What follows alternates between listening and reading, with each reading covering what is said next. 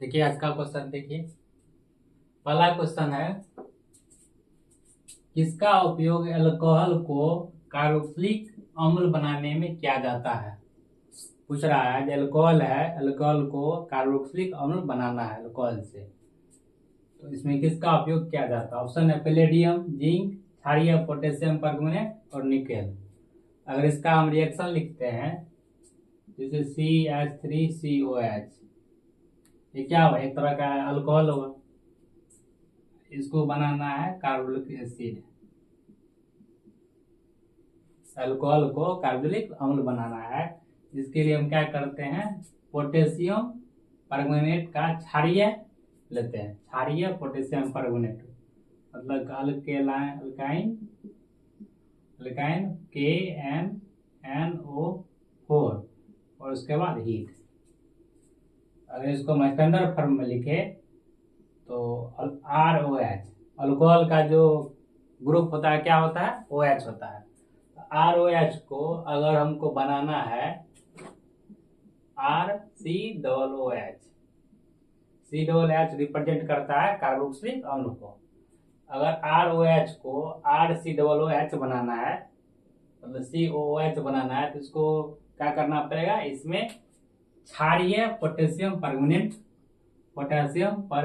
को लेना पड़ेगा, क्षारीय KMnO4।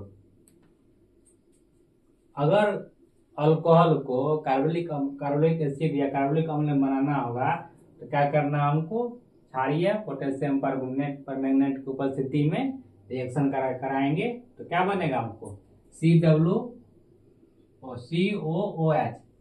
COOH। वो जो होता है कार्बोलिक अम्ल का क्या होता है, प्रक्रियात्मक समूह होता है, प्रक्रियात्मक, या इसको बोलते हैं फंक्शनल ग्रुप।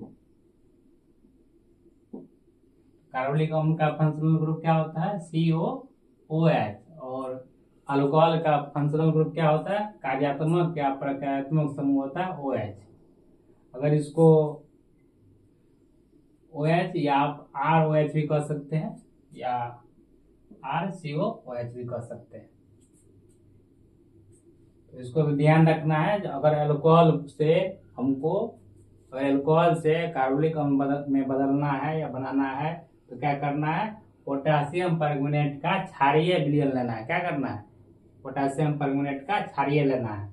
और पोटेशियम परमैंगनेट के बारे में बात करें तो पोटेशियम परमैंगनेट जो होता है, परमैंगनेट जो KMnO4 जो होता है, इसका कलर पूछता है। पोटेशियम परमैंगनेट बैगनी कलर रंग का होता है। कौन सा रंग का होता है, लिख लेना, बैगनी रंग का होता है। क्वेश्चन को घुमा कर पूछ सकता है, जो अल्कोहल को कार्बोक्सिलिक अम्ल में बदलने के लिए किस रंग का कैटालिस्ट का उपयोग किया जाता है। या पूछेगा कि बैगनी रंग का कैटालिस्ट का उपयोग किया जाता है, उसका क्या नाम है, उसका क्या नाम है, क्षारीय पोटेशियम परमैंगनेट नाम है, और उसका कलर होता है बैगनी। दूसरा क्वेश्चन देखिए, पूछ रहा है कौन वोल्टेज को दर्शाता है। वोल्टेज पढ़े आप लोग, इलेक्ट्रिसिटी का क्वेश्चन है, इसमें पूछ रहा है वोल्टेज को कौन दर्शाता है। पहला दिया हुआ है V बराबर W/Q। V में क्या हुआ, वोल्टेज हुआ, ठीक, और W किसका हुआ, कार्य का हुआ। कार्य को W से करते हैं, Q को आवेश से। इसका क्या होता है, फॉर्मूला होता है, ये सही है। अब देखिए यहाँ पे V बराबर W/QT, W/IT, W/IT है तो Q को हम IT लिख सकते हैं।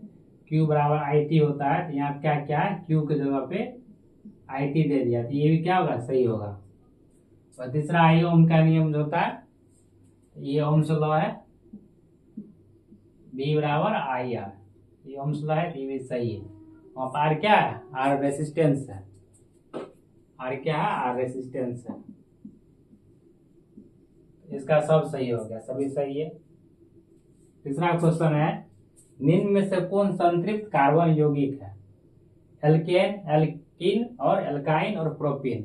जब भी संतृप्त और असंतृप्त की बात करें, इसमें एक बात को ध्यान रखना है, तो जो यौगिक में, जिस यौगिक में अगर सिंगल बॉन्ड होगा, जो यौगिक में सिंगल बॉन्ड होगा वो क्या होगा, वह संतृप्त कार्बन यौगिक होगा। और जिस यौगिक में डबल और ट्रिपल बॉन्ड होगा वह क्या होगा, वह संतृप्त कार्बन यौगिक होगा। इसमें सिंपल ट्रिक है, इसको याद कर लेना है।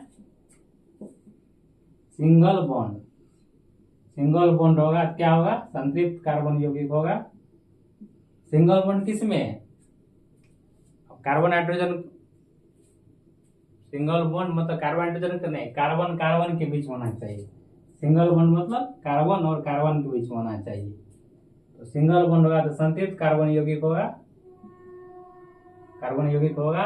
अगर डबल, डबल डबल को क्या बोलते हैं, पाई बॉन्ड, जैसे कि केमिस्ट्री में उसको पाई बॉन्ड कहते हैं। डबल बॉन्ड होगा या ट्रिपल बॉन्ड होगा तो उसको क्या कहेंगे, डबल बॉन्ड और ट्रिपल बॉन्ड होगा तो वो क्या होगा, असंतृप्त कार्बन यौगिक होगा, असंतृप्त कार्बन यौगिक होगा, असंतृप्त कार्बन यौगिक होगा। इतना कॉन्सेप्ट इसका संतृप्त और असंतृप्त का। अब इसमें देखिए आप, पहला ऑप्शन है एल्केन। एल्केन क्या होता है, एल्केन CnH2n+2। एल्केन में क्या होता है, सिग्मा बॉन्ड होता है, सिग्मा या सिंगल बॉन्ड बोलिए। एल्केन में सिंगल बॉन्ड होता है, कार्बन और कार्बन के बीच में सिंगल बॉन्ड होता है। तो सिंगल बॉन्ड वाला क्या होगा, संतृप्त कार्बन यौगिक होगा। ये पहला ऑप्शन सही है। दूसरा है एल्कीन। एल्कीन का सूत्र होता है CnH2n, CnH2n। एल्कीन में जो होता है कार्बन कार्बन के बीच में क्या होता है, डबल बॉन्ड होता है। तो डबल बॉन्ड वाला क्या होगा, असंतृप्त कार्बन यौगिक हो जाएगा। एल्कीन जो है कभी भी संतृप्त कार्बन यौगिक नहीं होगा। तीसरा है एल्काइन। एल्काइन का फॉर्मूला पता है आप लोग को। एल्काइन का जो ग्रुप होता है CnH2n-2 ग्रुप होता है। और इसका जो बॉन्ड होता है क्या होता है, ट्रिपल बॉन्ड होता है। कार्बन और कार्बन के बीच में क्या होता है, ट्रिपल बॉन्ड होता है।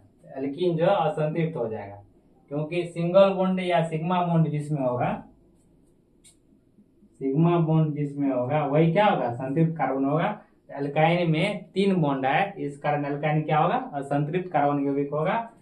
और उसके बाद है प्रोपीन। तो प्रोपीन जो है एल्काइन ग्रुप का है। कौन सा ग्रुप का है, एल्काइन ग्रुप का है। इसमें जो होगा 3 बॉन्ड होगा। प्रोपीन में 3 बॉन्ड है, मतलब कार्बन और कार्बन के बीच में 3 बॉन्ड है। ये क्या हो जाएगा, असंतृप्त कार्बन यौगिक हो जाएगा। ये भी आंसर नहीं होगा। चलिए एक नजर देख लेते हैं। फिर अगर पूछा जाए अल्कोहल से कार्बोक्सिलिक अम्ल बनाना है, क्या करना है, क्षारीय पोटेशियम परमैंगनेट को कैटालिस्ट के रूप में लेना है। अल्कोहल को कार्बोक्सिलिक अम्ल बनाना है, क्षारीय पोटेशियम परमैंगनेट को लेना है, ठीक। और क्षारीय पोटेशियम परमैंगनेट का कलर क्या होता है, बैंगनी रंग का होता है। दूसरा क्वेश्चन है कौन वोल्टेज को दर्शाता है। तो वोल्टेज V बराबर कार्य बटा आवेश भी होता है। वोल्टेज बराबर W/QIT होता है। Q मतलब क्या, आवेश, आवेश होता है कितना समय में कितना धारा, 1 सेकेंड में कितना धारा प्रभावित हुआ है। उसके बाद V बराबर IR होता है, जिसका सही आंसर हो गया। तीसरा क्वेश्चन है निम्न में से कौन संतृप्त कार्बन यौगिक है। बताए जब कार्बन कार्बन के बीच में सिग्मा बॉन्ड होगा तो संतृप्त कार्बन यौगिक होगा। और कार्बन कार्बन के बीच में पाई बॉन्ड या डबल बॉन्ड या ट्रिपल बॉन्ड होगा तो क्या होगा, वह संतृप्त कार्बन यौगिक होगा। चलिए अब नेक्स्ट क्वेश्चन देखते हैं।